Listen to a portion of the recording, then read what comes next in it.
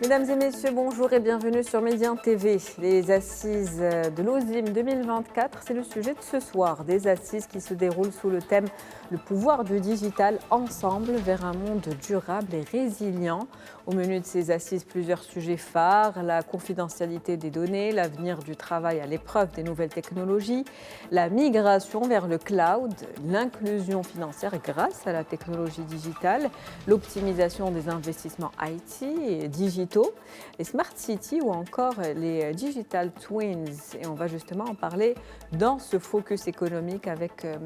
Hicham Shigel. Vous êtes président de l'OSIM. Bonjour et merci d'avoir accepté notre invitation. Bonjour et merci pour cette invitation. Un plaisir de vous avoir donc avec nous. Ces assises sont prévues le 24 et 25 octobre prochain, du coup, dans quelques jours. Vous avez choisi la thématique « Le pouvoir du digital ensemble vers un monde durable et résilient ». Pourquoi le choix de cette thématique ? Alors, le choix de cette thématique est un choix un peu, on va dire, qu'on a choisi volontairement parce qu'on voulait qu'on discute du digital, comme on a toujours fait, mais qu'on discute aussi de quel est l'impact du digital sur le développement durable. C'est un sujet qui, aujourd'hui, malheureusement, on ne fait pas beaucoup le lien entre les deux et que c'est des sujets qui restent encore minces en termes d'action et de plan d'action au niveau des entreprises et au niveau des gouvernements, même s'il y a certains objectifs à horizon 2030 à l'échelle internationale. Mais on a pensé qu'on peut jouer un rôle en tant qu'association de DSI pour pouvoir en fait faire le lien et de dire pourquoi le développement durable et la résilience sont importantes à l'échelle d'une entreprise, à l'échelle d'un citoyen et aussi à l'échelle d'une nation. Le développement durable, donc il faudrait trouver des alternatives et ça passe donc par la technologie, par l'innovation, je suppose. Exactement. L'innovation technologique. C'est clairement. Si on prend par exemple les ratios que nous avons aujourd'hui, nous avons des ratios autour de 3% d'émissions d'effets de gaz au niveau de, si on prend en considération tout le secteur des data centers, du digital, de l'informatique, des systèmes d'information à l'échelle mondiale. Ça ne représente pas beaucoup par rapport aux émissions de gaz à effet de serre, mais l'évolution ou la révolution qui est en train d'arriver avec tout le mouvement de l'intelligence artificielle va s'accentuer et ce pourcentage va augmenter crescendo et beaucoup plus rapidement qu'avant. C'est-à-dire qu'aujourd'hui, pendant qu'on est encore à un démarrage, on va dire, dans ce sens-là, je pense que nous devons prendre la responsabilité de traiter ce sujet de la même façon que nous sommes en train de traiter d'autres sujets pour éventuellement avoir, on va dire, des bénéfices ou de la rentabilité pour l'entreprise et de le prendre en considération dès maintenant.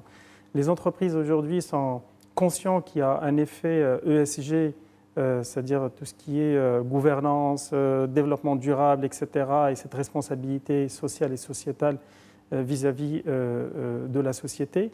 Mais nous devons commencer à avoir des actions concrètes qui vont aller vers la réduction de ces émissions de gaz à effet de serre.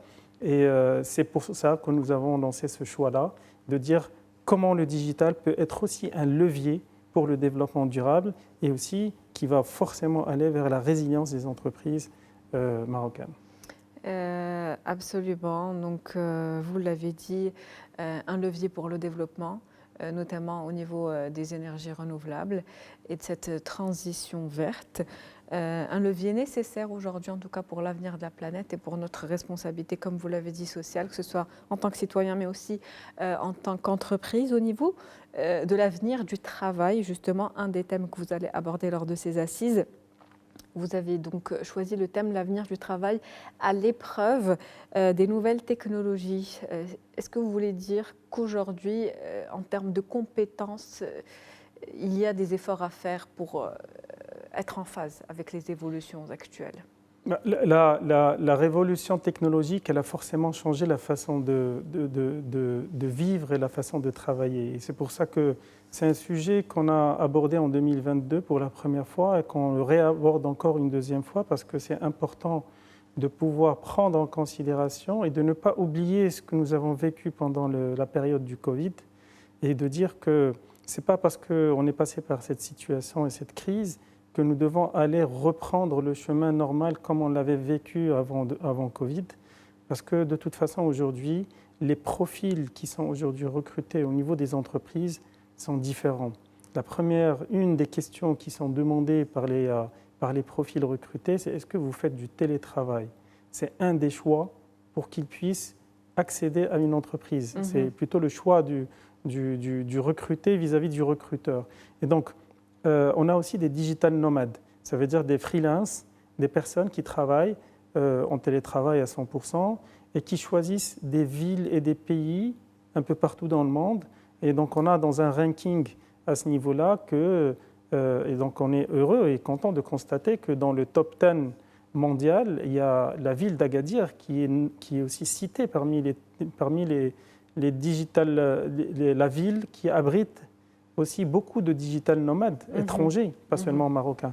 Et je pense qu'il y a une nouvelle façon de travailler, une nouvelle façon de faire, et nous devons aussi sensibiliser les entreprises, de dire qu'aujourd'hui, non seulement vous avez obligation de vous réinventer aussi sur la partie ressources humaines, sur la partie façon de travailler et de donner aussi des jours de télétravail, parce que ça permet de capter et de fidéliser les compétences, de ne pas les laisser prendre la décision de quitter le pays, parce qu'on a besoin de talent, et en plus de ça, de pouvoir garder ces compétences-là pour cette entreprise, sinon il va aller chercher ailleurs.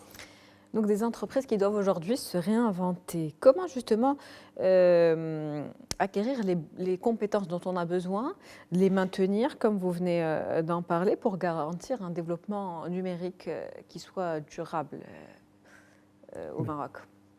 Alors, moi je pense qu'aujourd'hui, on a un des plus grands défis et je fais le lien aussi avec la révélation de la nouvelle stratégie Maroc numérique 2030, c'est qu'un des défis du Maroc, mais aussi de tous les pays à l'échelle mondiale, c'est de former autant de personnes par rapport aux différents métiers technologiques et digitaux pour le besoin du pays, en termes de gouvernement, en termes du secteur public, mais aussi pour les entreprises privées et aussi pour les startups. C'est une catégorie qu'il ne faut pas oublier. Et comme le soulignait, je pense que c'est ambitieux, mais c'est très bien en termes de stratégie, c'est qu'il y a l'ambition de former 100 000 on va dire, talents ou compétences à horizon 2030 chaque année. C'est-à-dire à partir de 2030, on aura 100 000 débouchés sur les métiers technologiques et les métiers digitaux. C'est ambitieux, mais c'est très bien. C'est un besoin du marché aujourd'hui, en tout cas. Exactement. En tout cas, on cherchait à augmenter les volumes de ces compétences-là.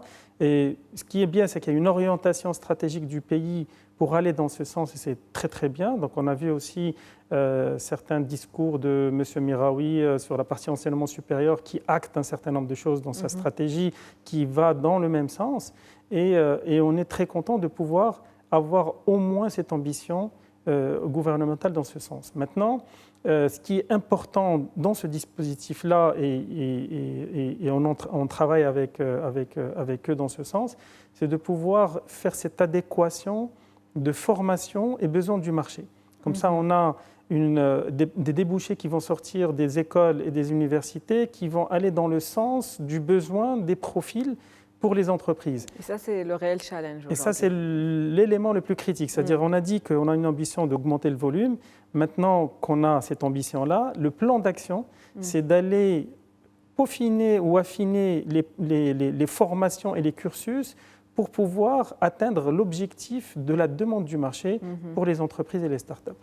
Un autre point donc, qui sera abordé lors de ces assises, la migration vers le cloud. Comment celle-ci peut-elle s'opérer ? Alors oui, c'est aussi un vrai sujet parce que ça permet de créer tout un écosystème au niveau du Maroc et ça permettra aussi d'aller vers l'ambition de ce que nous avons toujours voulu, mais aussi de ce qu'aujourd'hui la stratégie le rappelle, c'est de pouvoir créer un hub régional, voire mondial, à partir du Maroc, comme certains autres pays qui l'ont fait précédemment. Et donc, nous avons tous les moyens possibles pour devenir un hub régional, à minima à l'échelle continentale, sinon à l'échelle internationale, parce que nous avons les plus grandes entreprises de la technologie qui sont présentes au Maroc. Nous avons cet avantage d'avoir aussi quelques R&D, c'est des centres de recherche et développement de certaines grandes entreprises technologiques qui sont présentes au Maroc et qui sont en train d'augmenter, on va dire, leurs effectifs au Maroc parce qu'ils voient qu'il y a les bons talents et les bonnes compétences pour pouvoir avancer dans ce sujet-là. Et le cloud, le sujet, et d'ailleurs la DGSSI avec le ministère de la Transition numérique, pas plus tard que le lundi dernier. Donc il y a eu un événement spécial sur le cloud souverain et comment démystifier ce concept-là vis-à-vis de certaines entreprises, vis-à-vis du public et certaines OIV, c'est les organismes à importance vitale.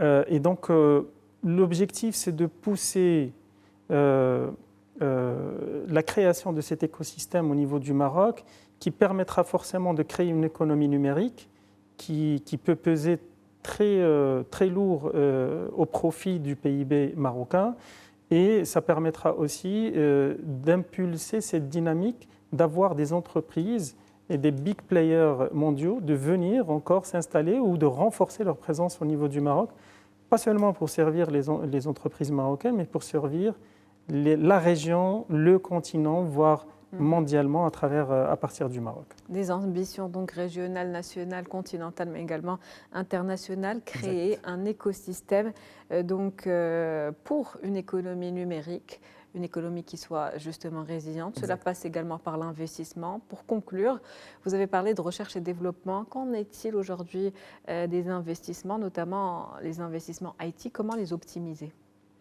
Alors, c'est vrai qu'en termes de recherche et développement, c'est un sujet sur lequel on a beaucoup d'efforts à faire. Le pourcentage aujourd'hui en termes de recherche et développement n'est pas énorme pour le Maroc et je pense qu'il y a un grand effort à faire.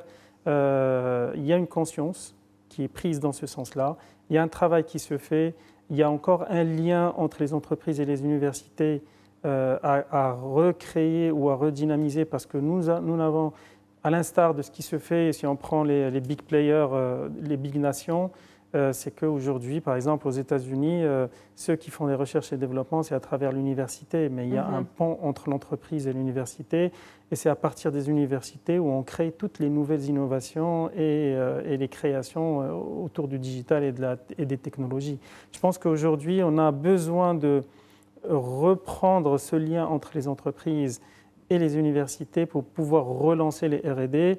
Et comme j'ai dit tout à l'heure, qu'on ramène aussi les acteurs mondiaux qui ont des grands centres de R&D qui peuvent s'installer ici et créer cette dynamique-là à travers aussi les universités et les écoles. Des ambitions en tout cas fortes et une stratégie qui a été lancée et qui est mise en place pour pouvoir répondre à tous ces objectifs, ceux de l'avenir en tout cas, du Maroc, de la planète. Merci à vous, Monsieur Hicham Chiguel. Je rappelle que vous êtes président de l'OSIM. C'est un plaisir de vous avoir avec nous. Ravi, merci. C'est la fin de Focus économique pour aujourd'hui. On se retrouve demain avec un nouvel invité. Très bonne journée. Merci pour votre fidélité.